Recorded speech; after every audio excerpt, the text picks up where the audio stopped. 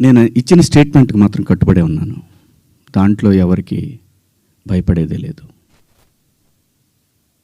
ఆ 2 పదాలు మాత్రం unparliamentary. From my soul I regret. అవి మాట్లాడటం తప్పు. అపాలజీస్. Very clear. ఇక మా దండోరా సినిమా గురించి మాట్లాడుతాను. దాని తర్వాత మీరు ఎవరు అడగాలనుకుని అడగచ్చు.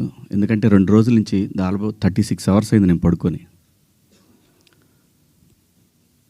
2 రోజుల నుంచి నేను ఈ ప్రమోషన్స్లో నేను పార్టిసిపేట్ చేయలేకపోయాను. ఓ ప్రొడ్యూసర్ నమ్మి మన మీద సినిమా ఇచ్చి ఖర్చు పెట్టాడు, రాలేకపోయాను. అంటే నాలోనే అంతర్మదనం. ఎందుకు ఇలా జరిగింది? అన్ని సంవత్సరాలు పాలిటిక్స్లో మాట్లాడినా ఎప్పుడు తప్పు మాట్లాడాను నేను. ఎందుకు ఇలా జరిగింది? ఏమైంది అని అనిపించింది. సో అందుకే రాలేకపోయాను. సో రేపు రిలీజ్ అవుతా ఉంది కాబట్టి ఖచ్చితంగా మాట్లాడాలి.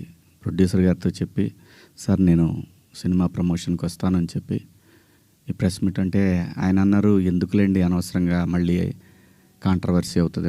లేదు మీ దగ్గర డబ్బులు తీసుకున్నాను కాబట్టి నేను ఖచ్చితంగా మీ సినిమాకి నేను నా వంతు నేను ప్రమోషన్ చేయాలి అని చెప్పాను.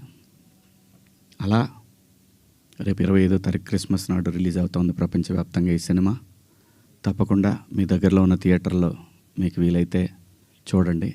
ఒక మంచి సినిమా. సమాజాన్ని పట్టి పీడిస్తున్న కాస్ట్ సిస్టమ్ మీద